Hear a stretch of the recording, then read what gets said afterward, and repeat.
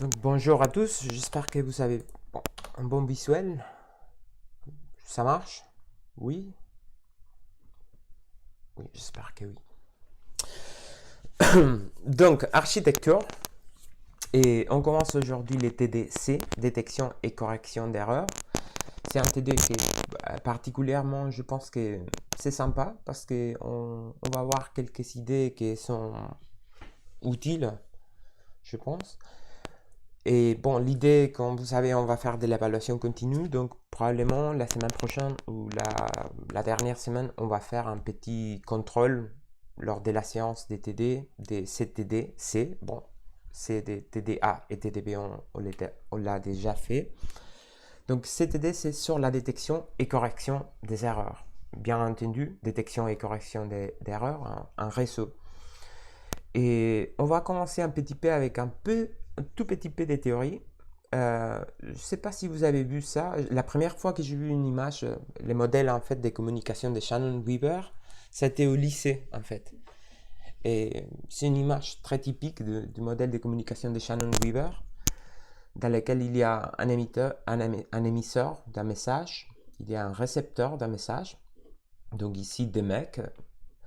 Et l'idée, c'est que normalement, quand on parle, quand on transmet des informations entre un émisseur et un récepteur, on va envoyer un message à travers d'un canal et on va avoir un récepteur qui va recevoir le message. Donc il y a toujours plusieurs éléments dans ces mécanismes qui semblent assez simples. Il y a plusieurs mécanismes et composantes. Par exemple, il y a un encodage d'un message. Donc j'ai dans ma tête, par exemple, imaginons, ça c'est moi, avec un gros tête ici, voilà. Donc, il y a un message à transmettre, disons les contenus du TD, et il faut l'encoder dans une langue. Bon, j'encode en français, mais pas très bien. Mais en tout cas, bon, ça c'est les langages qu'on utilise pour encoder ce qu'on veut transmettre. On a un signal qui passe à travers d'un canal de communication dans lequel il peut y avoir des bruits. Ici, on a tout un mécanisme, on a Discord, on a un réseau derrière, etc. Et puis, dans votre côté des récepteurs, vous allez décoder les messages, parfois bien, parfois mal, parce que je n'arrive pas bien à coder. Et bon, en principe, vous allez recevoir les messages et les comprendre. Mais il y a aussi des mécanismes de détection et de correction des erreurs. Par exemple, si je n'arrive bien à coder, s'il y a des bruits dans les réseaux, etc., vous pouvez toujours donner un feedback et dire, messieurs, je ne vous entends pas, ou messieurs, votre signal, il n'est pas bon. Donc, on peut garder comme ça la communication. Donc, on encode des messages, on envoie des messages. S'il y a des erreurs, si on fait de la détection d'erreurs, on peut toujours demander de réenvoyer un paquet d'informations. Et c'est comme ça que ça passe. Et c'est comme ça qu'on arrive à nous communiquer. Donc, ça, c'est les principes, en fait, qu'on utilise en réseau. Et ces modèles de communication de Shannon Weaver, c'est plus ancien, en fait, que les réseaux modernes. Mais en tout cas, ça fonctionne pareil. Donc, l'idée, c'est que dans tout mécanisme de transmission de l'information, n'importe quel, donc dans une carte mère, dans un réseau, évidemment, même dans un disque dur, il y a toujours la possibilité de faire des erreurs. Dans un disque dur, c'est moins probable. Dans un carte mère, c'est moins probable, mais dans des réseaux, c'est très commun en fait d'avoir des réseaux. Et on a tous, je pense, des expériences dans lesquelles on a des erreurs en réseau. Donc, ce qu'on va essayer de voir sont quelques idées, quelques notions pour voir comment on peut détecter et corriger des erreurs. Et pour ça, normalement, ce qu'on fait, c'est quand on veut envoyer un message, on va ajouter ce qu'on appelle les bits de contrôle, qui sont des bits supplémentaires de redondance. Et comme ça, on va être capable de détecter et corriger des erreurs. Donc, la détection et correction des erreurs, il occure dans des différentes couches, au niveau d'application, au niveau des transports. Par exemple, le protocole TCP implémente un mécanisme de détection et correction des erreurs, de façon que si un paquet bon, un segment TCP, il n'arrive pas bien à destination, la destination, il va dire, monsieur, bon, émisseur, je n'ai pas bien reçu les paquets, donc dans les cas des TCP par exemple, il y a un mécanisme de détection et correction, pas dans les cas des UDP. UDP, bon, il n'y a pas de contrôle des erreurs. Dans la couche des liaisons aussi, donc dans des plusieurs couches, on a des mécanismes de détection et de correction des erreurs. Et voici un petit peu l'idée, en gros, de comment ça marche. Donc, si on a un expéditeur, un émisseur, machine qui veut envoyer un message, normalement, on a les messages lui-même.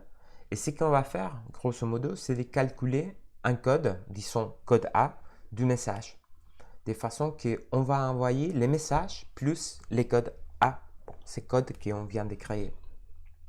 Puis, dans le destinataire, une fois qu'on a reçu les messages, on va bien recevoir les messages lui-même et puis les codes A que l'expéditeur il nous a envoyés.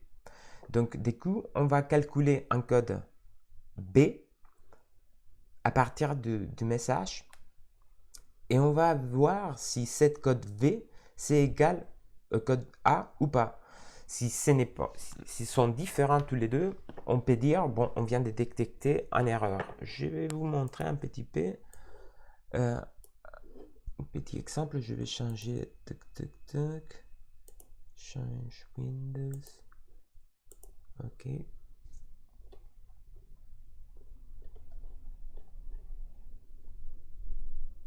Ok. Maintenant, vous avez un visuel de mon terminal, n'est-ce pas? Je ne le vois pas, mais bon, si quelqu'un peut me confirmer. D'accord.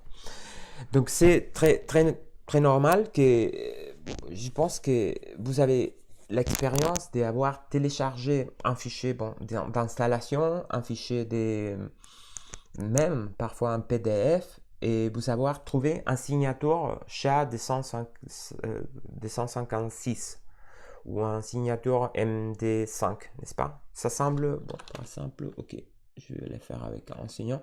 Imaginez-vous, ici, moi, j'ai les fichiers enseignant.txt, donc parfois, on va sur un site internet et on essaie de télécharger un fichier enseignant.txt, pourquoi pas. Donc normalement, parfois, ça devient de plus en plus commun d'avoir un code lié, la signature électronique en fait des enseignants.txt, c'est un code comme celui-là. Je ne sais pas si vous savez de quoi je vous parle.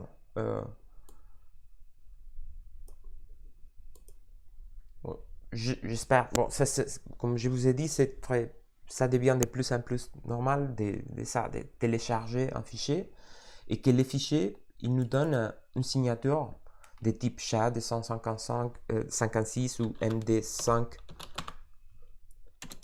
enseignant comme celle-là. Donc, ça sont des algorithmes différents, SHA-256 ou MD5.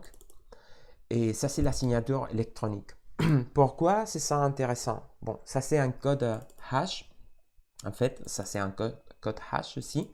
Et ça nous sert à vérifier lors des téléchargements du fichier si en fait les fichiers qu'on vient de télécharger c'est les bons fichiers ou s'il y a eu des erreurs ou même si les fichiers il peut contenir des malwares. Pourquoi?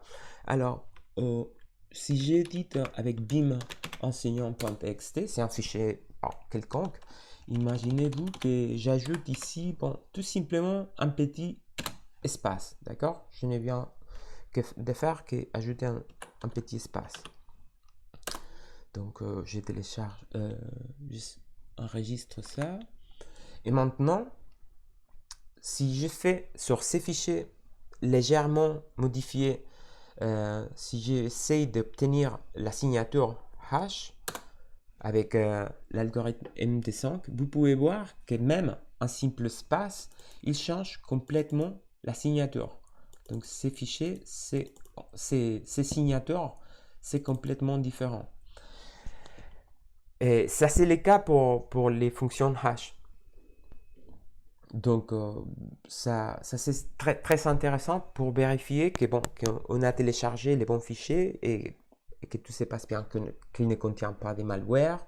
Parce que les malwares, il doit modifier en quelque façon les fichiers qu'on vient de télécharger. Donc, c'est une façon aussi de détecter des erreurs. Ça, je pense, ça me semble très utile. Donc, parfois, si vous allez télécharger un fichier qui vient avec une codification, disons, SHA-256 et avec la signature, vous pourrez vérifier lors de téléchargement si ça c'est les bons fichiers ou pas. Bon, ça c'est simplement un exemple. Mais maintenant, je vais partager encore Change Window. Voilà, j'arrive bien par les diaporamas. Donc ça c'est un petit peu l'idée de détecter des erreurs. Puis, il y a en effet, dans l'idée de détecter et corriger des erreurs, il y a des aspects à résoudre en fait. Il y a des problèmes différents. Celui de la détection d'erreurs lui-même, on vient de voir par exemple en fonction hash, que c'est un checksum aussi. On a aussi des façons de détecter des erreurs, la parité qu'on va voir lors de cette TD, les codes Hamming. Donc il y a plusieurs fonctions. On va voir évidemment, pas tous, mais on va voir des trois façons de détecter des erreurs. Et puis, pas seulement faire de la détection des erreurs, mais aussi de la correction des erreurs.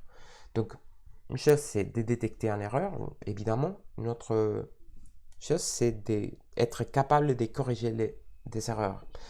Pour corriger des erreurs, il y a normalement des façons différentes. Ce qui s'appelle ARQ, donc Automatic Repeat Request. Et l'idée, c'est simple. Quand on détecte qu'il y a eu une erreur, on va demander à l'émisseur de renvoyer l'information.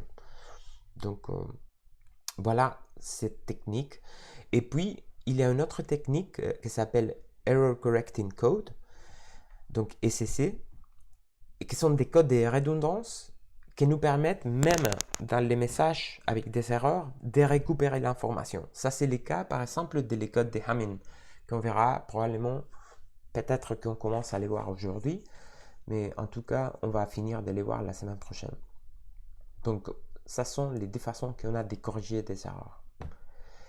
Et on va commencer, au lieu d'aller pour une technique, une problématique très compliquée, on va commencer pour la façon la plus simple, en fait, de commencer à faire de la détection des erreurs, que c'est de la parité simple.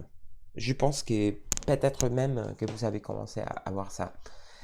La parité simple, c'est simplement quand on a par exemple un octet ou des octets, ça on peut les définir, mais imaginons qu'on travaille sur un octet, on va ajouter un seul bit additionnel des parités et on va calculer si ce bit il doit contenir 1 ou 0.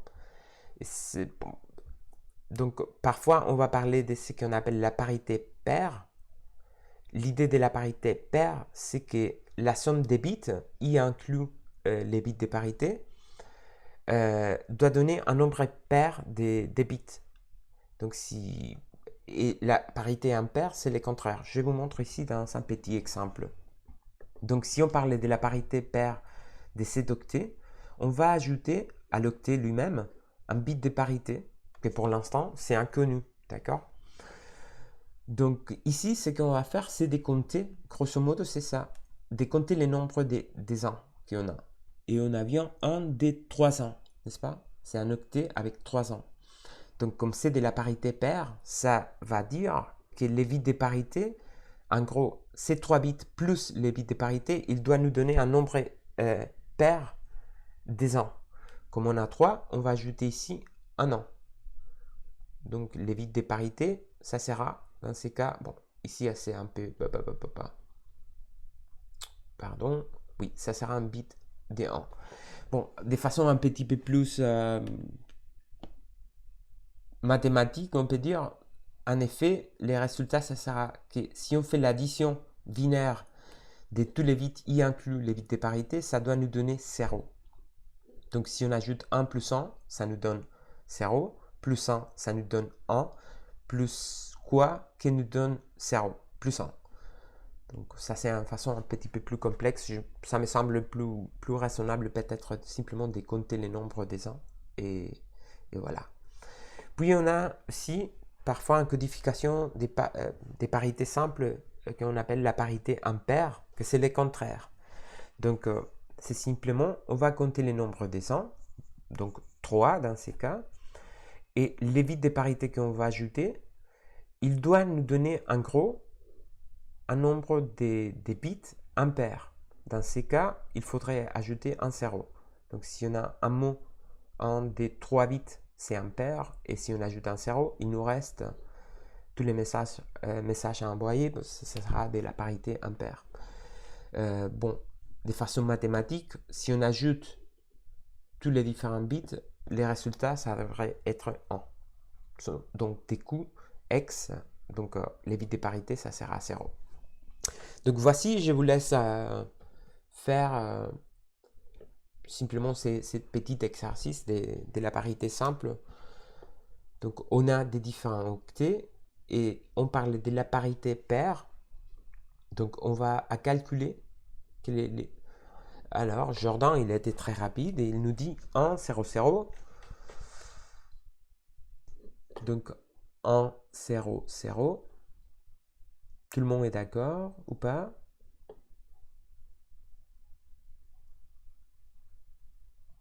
« 1, 0, 1. Samuel, il est en train d'écrire aussi. 1, 0, 0.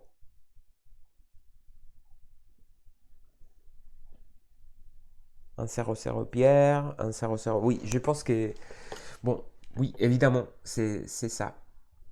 Donc, pour les premiers octets, si on parle de la parité, pardon, de la parité paire, donc on a 1, 2, 3, 4, 5 bits, donc un nombre impair de bits. Comme on parle de la parité paire, il faudrait ajouter un an, et du coup on va avoir 1, 2, 3, 4, 5 et 6. Donc ça nous donne de la parité, de la parité paire, donc du coup ça sera un an. Ici, on a déjà 6, donc c'est pair, donc il faudra ajouter un 0. Et ici, c'est pareil, on a 8. 8, c'est un chiffre pair, donc il faudra ajouter un 0.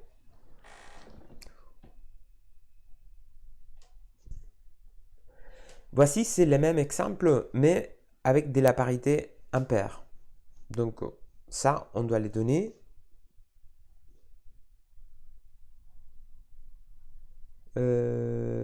Je ne comprends pas trop, Julien. Oui, exactement, Pierre. Oui, voilà. Je pense que c'est relativement simple. Bon, la parité simple, en fait, c'est ça. C'est simple. Ce n'est pas très compliqué à gérer. Mais du coup, ça c'est intéressant parce que c'est les mécanismes les plus simples, en fait, de tester s'il y a une petite erreur lors de la transmission d'un message.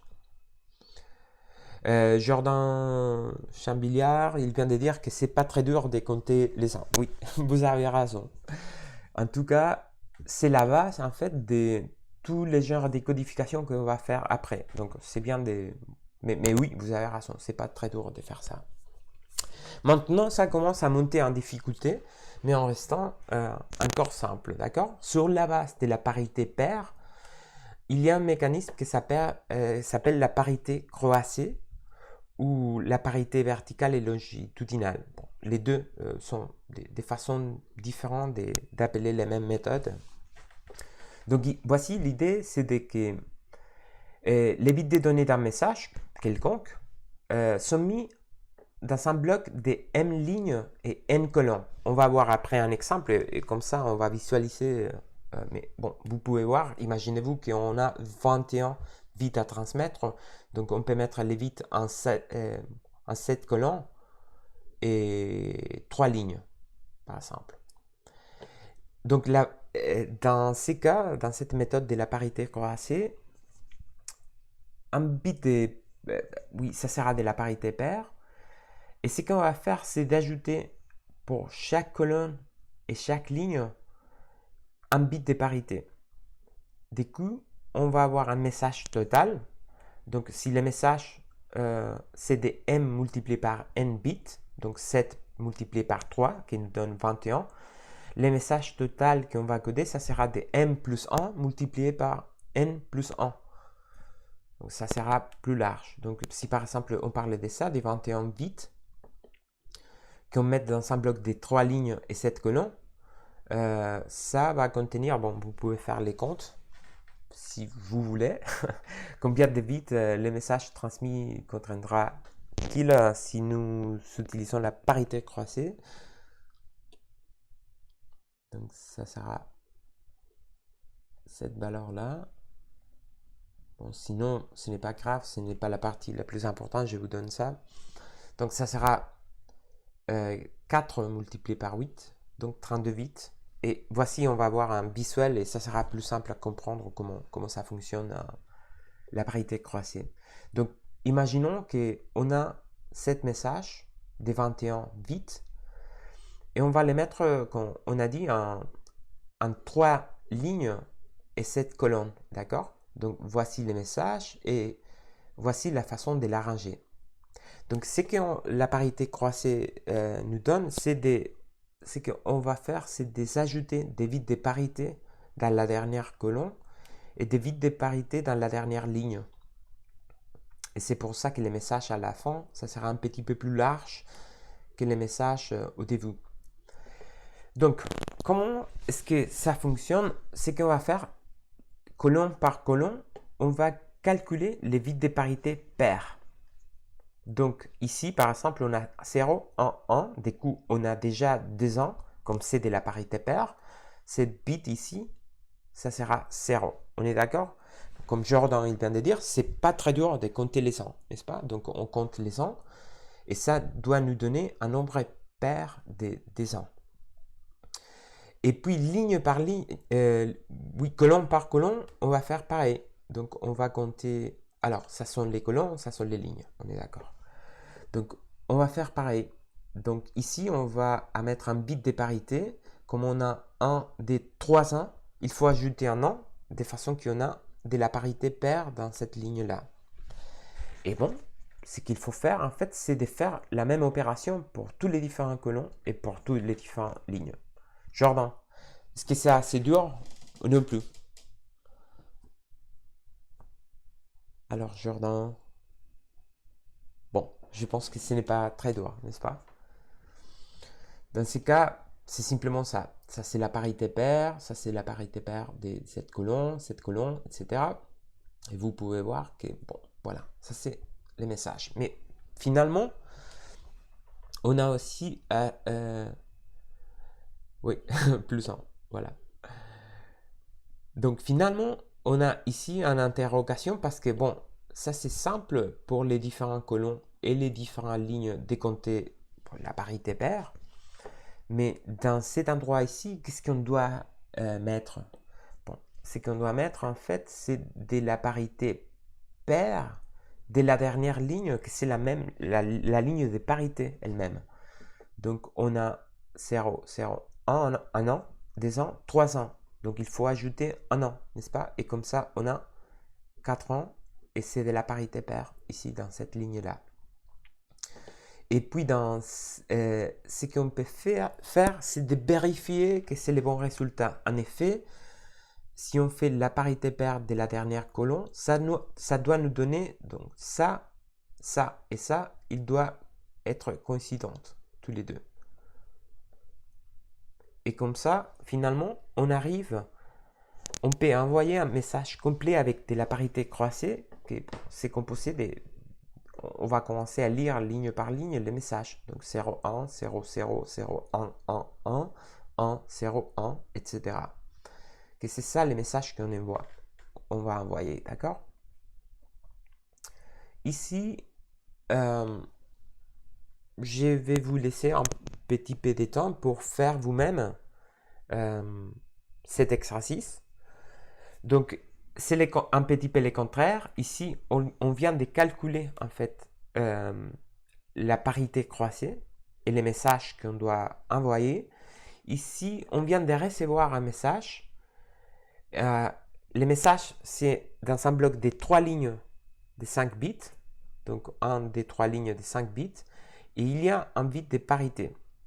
Donc, ça, c'est les messages reçus. Et il faut savoir, bon, la question, c'est savoir, donc, cette partie-là, donc, en gros, les messages qu'il a été transmis et si la réception, il a été correcte ou pas.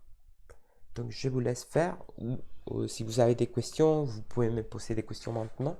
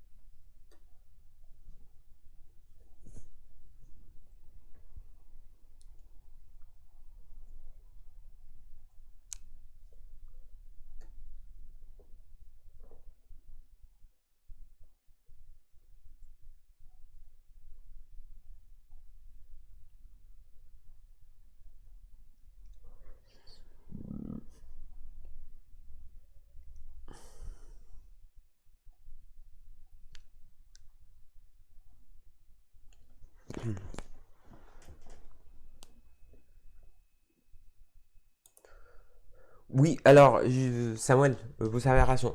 Je me suis muté simplement pour vous laisser travailler en silence avec l'exercice, mais je ne suis pas en train de dire. Alors, Nicolas, vous avez raison, il y a une erreur. Très bien. Si vous voulez, alors, euh, je peux vous donner la solution à la 12e ligne. Ok, je peux vous montrer la solution. Et après ça, je sais pas, peut-être un peu comme vous voulez. Si vous voulez, on continue un peu. Et sinon, on arrête. Et comme ça, vous avez 15, environ 15-20 minutes pour vous reposer un petit peu et vous préparer l'examen des architectures. Alors, Jordan, message reçu a une erreur pour pour les deuxièmes groupes des 5 chiffres. La parité n'est pas respectée. Oui, c'est vrai. Donc, je vais vous montrer un peu. Donc, ce qu'il faut faire, l'idée, je pense que c'est clair pour tous, c'est simplement, bon, ça c'est les messages reçus. Donc, on va les copier tout simplement, ligne par ligne, dans ces tableaux-là. Donc, ça c'est les messages copiés ici. Et les messages transmis, en fait, c'est ces messages-là. Donc, à la question message transmis, Bon, ça sert 1, 0, 1, 0, 0. Donc ça, 1, 1, 0, 0, 1. Tac. 1, 0, 0, 0, 0. Donc ça. Donc, ça, c'est les messages transmis. C'est correct. Est-ce qu'il y a eu des erreurs? Bon, on doit tester dans les destinataires, celui qui vient de recevoir le message, ligne par ligne, colonne par colonne, que tout est correct ou pas. Par exemple, cette ligne, c'est de la parité paire, je vous rappelle. Donc, c'est 1 an, 2 ans. Donc, ça, c'est bien que ça soit un 0. Ici, on a 1 an, 2 ans, 3 ans. Donc, ça devrait être un quatrième an. Et du coup, on a une petite erreur. Et ici, dans cette colonne-là, on a aussi une erreur.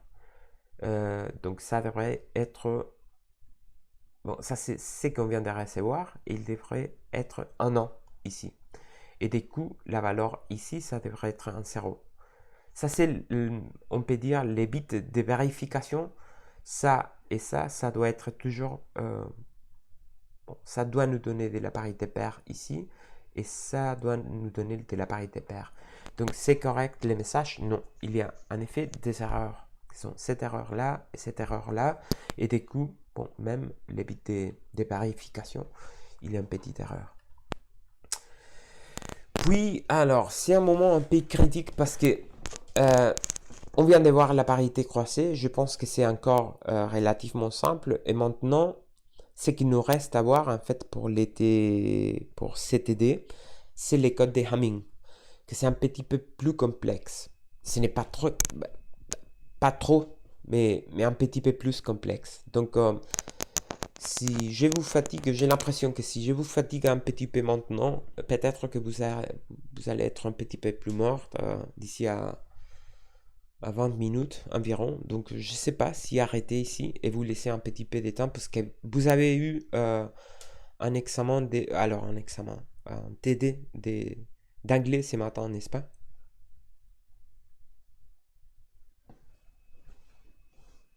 Oui.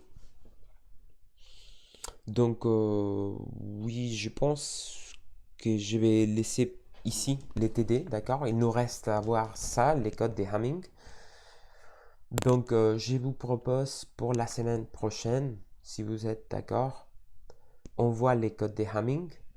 Et puis, dans la dernière partie, donc disons, dans une demi-heure, on peut voir les codes des Hamming, ou 40 minutes. Et puis, en 20 minutes, on va faire un petit exercice en Eureka, d'accord, qui fait partie de l'évaluation continue. Donc, oui, je pense qu'on peut les faire comme ça, si vous êtes d'accord. Nicolas, il est en train de dire.